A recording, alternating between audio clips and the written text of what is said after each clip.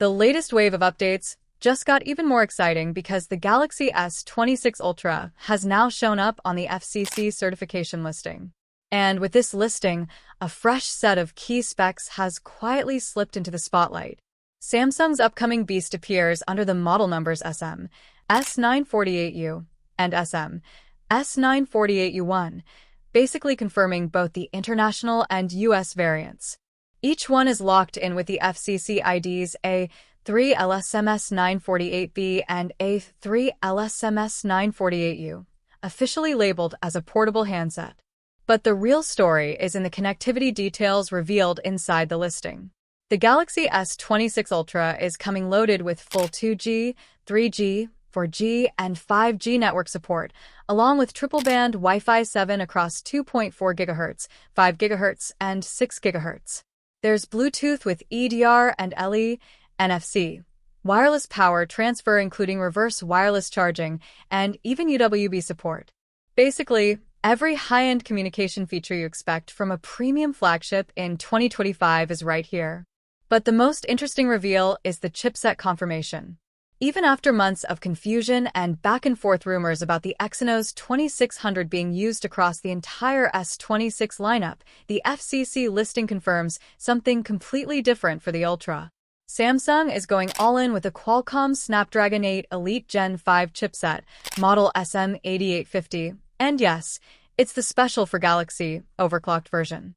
The listing even mentions Qualcomm's Smart Transmit Plus EFS V24, which improves antenna grouping and boosts multi_TX_ factor to 1.27. There's also a schematic image showing separate antennas for Wi-Fi 1 across all bands, Wi-Fi 2 antennas, and 2 dedicated UWB antennas, one of which is RX only. We already knew the S26 Ultra was shaping up to be a serious upgrade, but now the picture is becoming clearer. Earlier reports hinted at a possible full switch to Exynos, but the new leaks make it obvious that Samsung wants maximum performance on the Ultra, and Snapdragon is the only way they're doing it. On the camera side, the setup looks solid and very familiar to what we've been expecting. The S26 Ultra is said to feature a 50MP telephoto camera with 5x zoom, another 50MP ultra-wide camera, a 10MP telephoto lens with 3x zoom, and, of course, the 200MP main camera. The selfie camera sticks to a 12MP shooter up front. Samsung's own One UI 8.5 software is basically confirming the design from the inside. It feels like the company tried to hide these renders, but the internet has once again exposed everything. The Galaxy S26 and S26 Plus visuals match exactly what we saw earlier from OnLeaks. The rear looks clean with that vertically stacked triple camera setup sitting inside a proper camera island, giving the phones a slightly more defined look compared to previous generations. Then there's the Galaxy S26 Ultra, and its render lines up perfectly with the earlier leaks too. It carries 3 vertical rear cameras in a similar island, with 2 more sensors tucked to the side, almost like Samsung quietly saying, yes, we're still the camera powerhouse here. But the leaks don't stop at design. One UI 8.5 is also dropping hints about what Samsung is planning under the hood.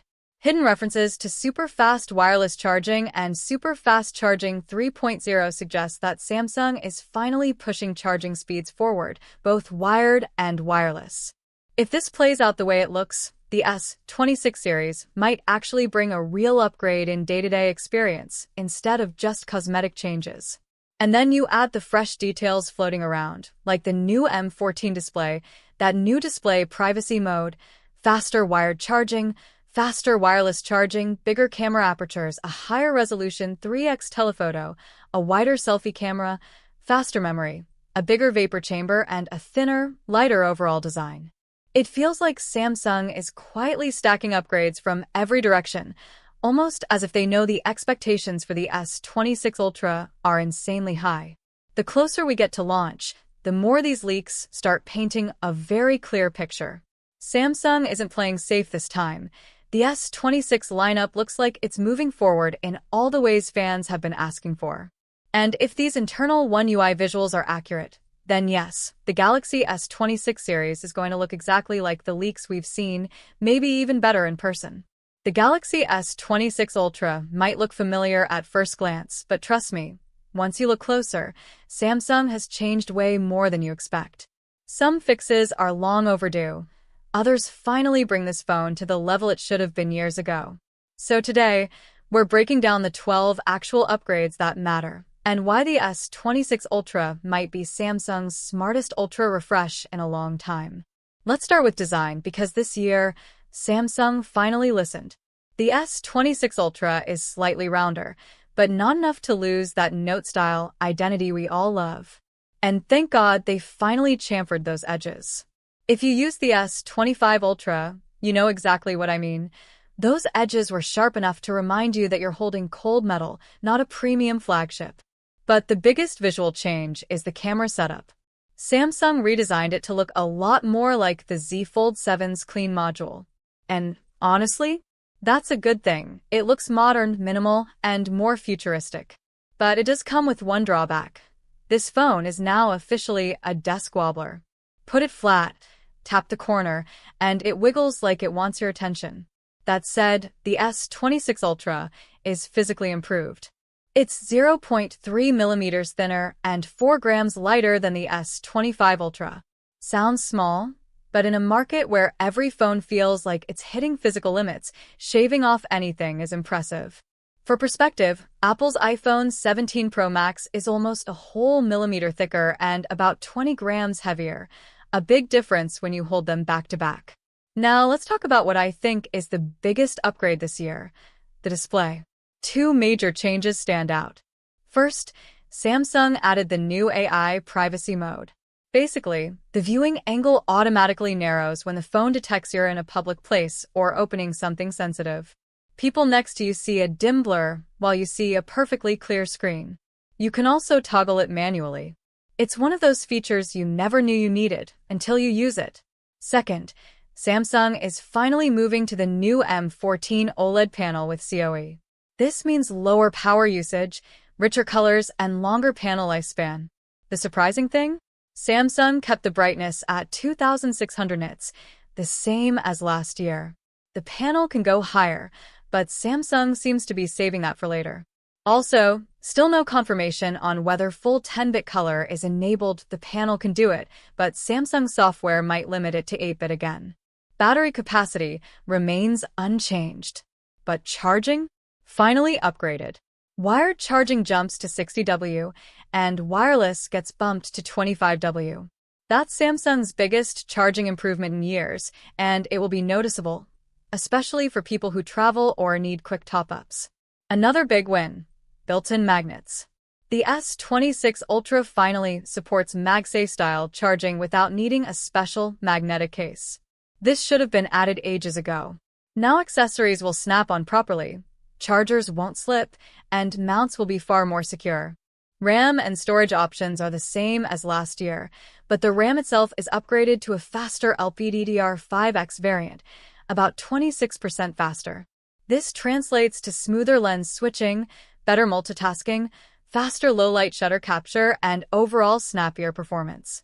Now, let's talk cameras, because even though the layout looks similar to the S25 Ultra, the hardware itself got meaningful upgrades.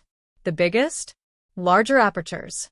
The main camera leaps from f/1.7 f/1.4, letting in up to 40% more light. This means brighter, sharper night photos, cleaner shadows, and better natural depth. The 5x telephoto also gets an aperture improvement, which should noticeably boost telephoto clarity in low light. Video also gets a huge step forward with Samsung's new APV codec, basically Samsung's answer to Apple ProRes but more efficient. It gives creators better control, better compression, and more editing flexibility. If you ever wanted a ProRes-like mode on a Galaxy, this is it. The selfie camera gets wider too, jumping from 80 degrees to 85 degrees FOV. The punch hole is slightly larger, but most people won't mind given the wider shots. Meanwhile, Samsung also tweaked focal lengths across the rear cameras. Main lens, 23mm, 24mm. 5x telephoto, 115mm, 120mm. Small changes, but the telephoto improvement gives nicer subject separation and more natural background compression. The S26 Ultra is also the first phone to ship with One UI 8.5, which is a noticeably bigger jump than One UI 8.